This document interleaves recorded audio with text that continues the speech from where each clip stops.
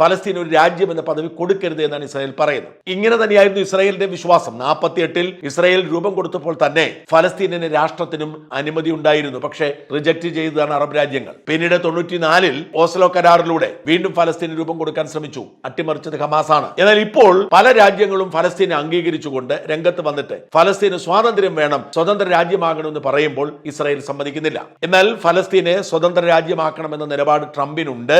അതിനെ ഇന്ത്യ അടക്കമുള്ള രാജ്യങ്ങൾ പിന്തുണയ്ക്കുന്നുണ്ട്.